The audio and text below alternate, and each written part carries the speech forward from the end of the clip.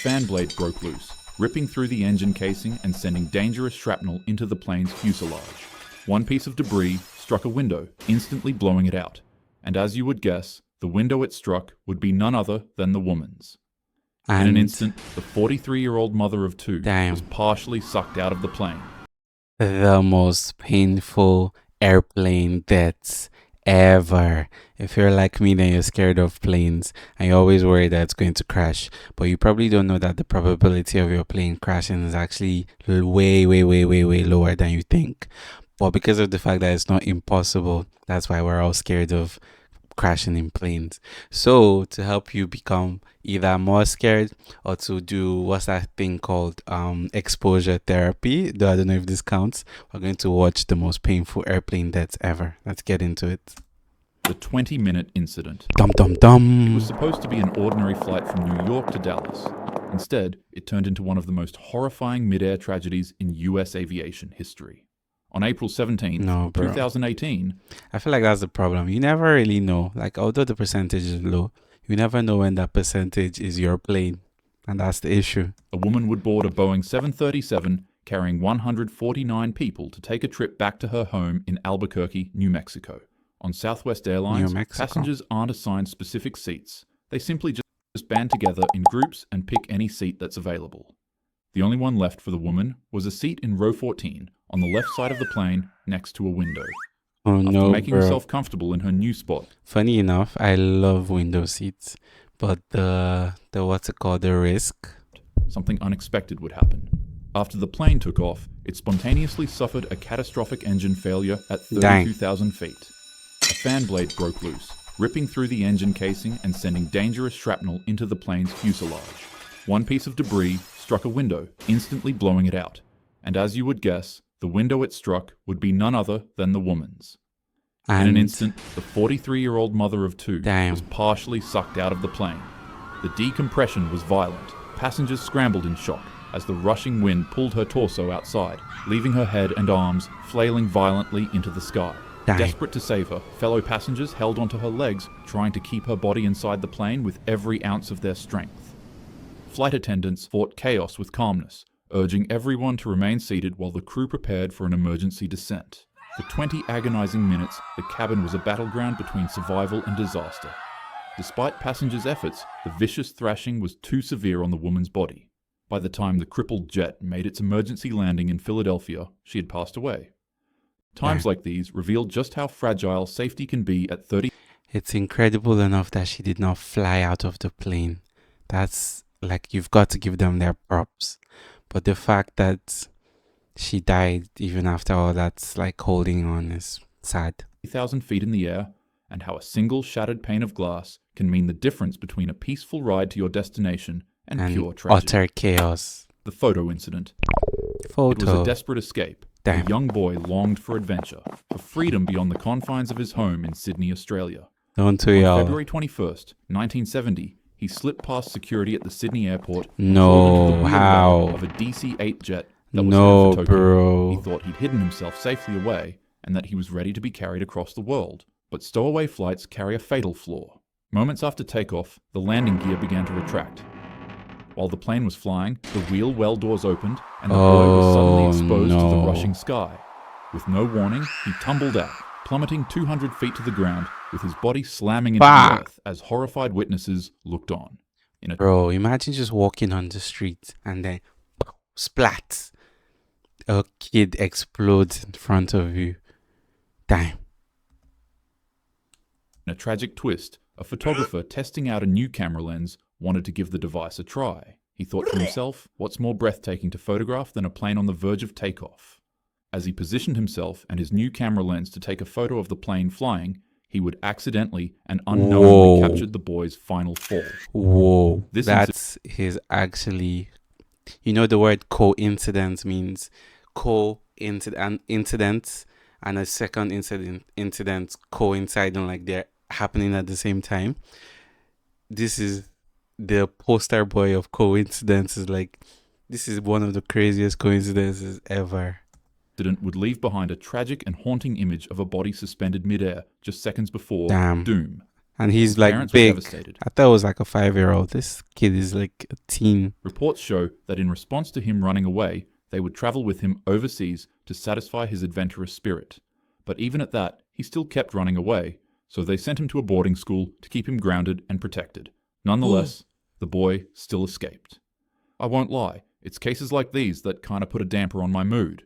And as much as I talk about physical health and its safety on this channel, mental health is just as important. So I'm happy to thank today's sponsor, BetterHelp. Hey. We don't do that over here, bro. When I was younger, I ever reach out for the importance of opening up. Through our own life video, gives you a solid acceptance off your first meal. Never neglect yourself. Always reach out to someone who's willing to lend an ear. I'm going to let him say this part. Worth being heard, because you always are. Yeah, guys, like mental health is actually really important. Okay, trust me, I would know. I've had a life. Airports are supposed to be gateways of excitement. Blender. That does not sound good on a video about planes. The place where journeys begin. But for one man at the Milan Malpensa airport, the runway became a place of unimaginable shock. Did you notice, like, I can't keep my head straight?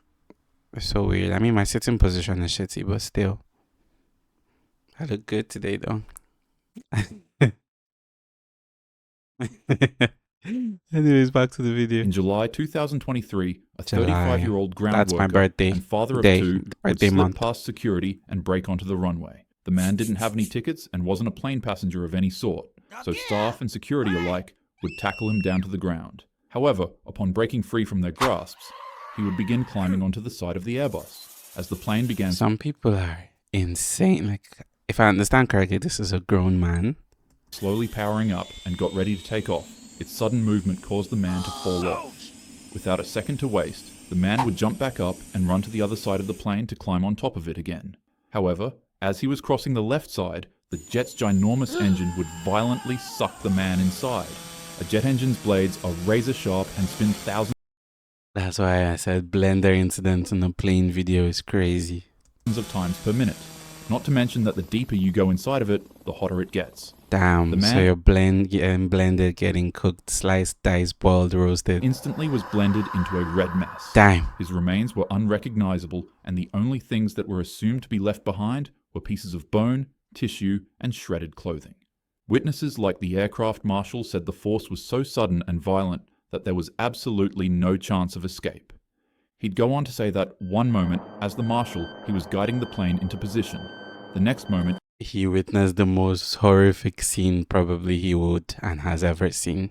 He sees the powerful vacuum of the engine ripping a man from the ground and dragging his body into its spinning blades. The sound was deafening.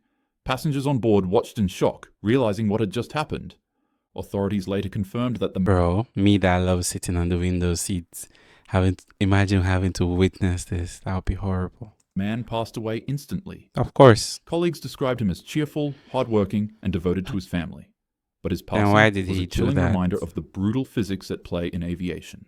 One simple misstep of being too close to an active engine can erase a life in seconds, or maybe even quicker. The ghost plane incident.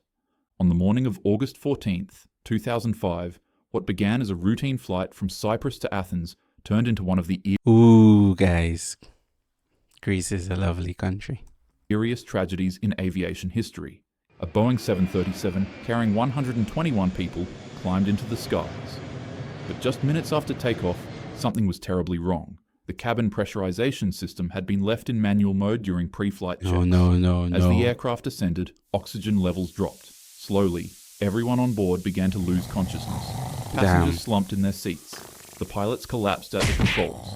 And as for the plane, it became eerily... What kind of a rookie mistake is that? ...silent on the inside and kept on flying at 34,000 feet in the sky on autopilot. For 2 hours, the plane would continuously fly in a circle above Athens. A massive aircraft, full of unconscious souls, drifting with no one in command. Fighter jets scrambled to intercept it, peering into the cockpit only to see the captain's chair empty and the co-pilot slumped lifelessly over the controls. Meanwhile, oxygen masks dangled uselessly from the ceiling. But then, one man moved. Flight attendant Andreas Prodromo had regained partial consciousness thanks to a portable oxygen supply. In a desperate final act, he entered the cockpit and tried to save the aircraft. Witnesses believe he attempted to steer it away from Athens, sparing the city from catastrophe. Bro, At what a 12:04, hero. nearly 3 hours after takeoff, the plane eventually ran out of fuel. Despite the man's efforts to try to land it properly away from the city, the Boeing plunged into a hill. Before we say anything, if it was me, I would check the pilots if they are like still, if any of one of them is still alive, because I don't know if the lack of oxygen just knocked people out, like making them pass out, or they actually died. So I would check if one of them is still alive. Then I would drag him to the back to get an oxygen mask, because I don't know if the pilot's cockpit also gets oxygen masks. So if they do, then yeah, there. But if not, I would drag him to the back so he can breathe. Both of them actually. So hopefully they can come alive and crash land, or at least land properly before the fuel finishes. If not, yeah, maybe, I don't know, I would try and jump out of the plane. I'll try and come out of the plane, close it, then jump out with a parachute if I can find one. Hillside near Grammatico in Greece, leaving nobody on board to survive its crash. Investigators concluded it was a costly mix of human error and mechanical oversight. A simple switch left in the wrong position. That's a mistake horrible. no one caught in time. Although devastating, the lives on the plane are still remembered till this day. Especially the heroic man who was able to veer the plane away from Athens City So and amazing. stop it from crashing on hundreds of unsuspecting citizens. Oh, the humanity. What On a May name. 6th, 1937, a luxurious German passenger airship, marketed as the peak of elegance and wealth, attempted to dock at the Lakehurst Naval Air Station in New Jersey after a transatlantic flight. Dozens of spectators gathered to watch the massive Zeppelin. It was 804 feet long, which is nearly twice the length of a Boeing 747. It also weighed Wow, nearly these people 500,000 chopped. pounds, but it only carried 97 people. The beautiful airship began to descend from the clouds, preparing itself to land. Then, without warning, disaster struck. You see, Damn. the ship was maneuvering during a thunderstorm and garnered a static electric charge within its metal frame. Normally, this wouldn't be too much of an issue if the ship was using helium, as it was quite literally designed to use it. But for political reasons in 1937, the United States refused to export helium to Germany, and so individuals would go on to fill the airship with hydrogen instead, an extremely No. flammable gas. No. Even though the Germans knew this was very dangerous, they did it anyway. Why? And so, as the Hindenburg hovered above the mooring mast, it dropped its landing ropes, which is theorized to have created a spark. In a flash, gigantic flames erupted near the tail of the ship, and within crap. seconds, the entire airship was engulfed in fire, And while it was still exploded. flying in the sky. The hydrogen gas keeping the Zeppelin afloat ignited into a breathing inferno, turning the proud airship into a falling torch as it floated 200 feet off. Air Titanic. It's always, oh, they decide to just like, oh, this could be a health hazard, or this could be a hazard, a safety hazard. But what's the worst that could happen? Like, what are the chances something will actually trigger this safety hazard? And boom, it does. The ground. People inside struggled for survival as the interior became an oven of smoke and flames. Many people and others collapsed from smoke inhalation. Ultimately, passengers became faced with the horrifying reality that their only escape from the ship was to jump 200 feet to the ground. Damn. People leapt from the burning craft as it collapsed to the ground in just 34 seconds. The screams of passengers became mixed with the roar of fire, and terrifying enough, 36 people would perish from this disaster. But what really made this 36. tragedy unforgettable was the live radio broadcast. Remember that this was going on in 1937? Many people never saw or even heard of 36. things like this, especially on radio. Reporter Herbert Morrison, But there were 97 people, so people survived. who was covering the landing, was overcome with horror as he cried out words that would echo through history. All the humanity and all the passengers screaming around it. I don't do it. I can't talk to people. Oh, the humanity, a phrase that became synonymous with the disaster, leaving many others to shout the same thing whenever witnessing another tragedy unfold. Oh, the humanity. The Hindenburg is a haunting reminder of how quickly human ambition can be consumed by flame and political strife. In terms of recent politics in the US, a lot has been going on. But don't let violence scare you, and don't let strife divide you. Love your neighbor as you would love yourself, and treat others how you wish to be treated. Keep your head up always. Well, he said don't let violence scare you, but then what can we do though? It's kind of a lot of violence. There's a lot that could go wrong. So it's easy to be scared, but I think ignorance is bliss. Just be intentionally ignorant. Not so ignorant that you're like stupid and unaware, but ignorant enough that you can live your life without worrying too much. And as usual, have a happy day. I love when he shows kids videos after. Look at the cutie Woody. It wants more pets, more like petting. That's so adorable. Anyways, guys, that's the end of the video. I think I'm getting a little more desensitized, or just this one wasn't as bad as the others. Royal incident. As the others, yeah. So I was able to watch this one without like feeling sick to my stomach. But yeah, that's going to be all for the video. If you know you like my reactions to this video, I know, not to this video, to videos in general, I know I don't have the most energy, but I think I am pretty entertaining. So yeah, subscribe and I'll see y'all in the next one. Peace out.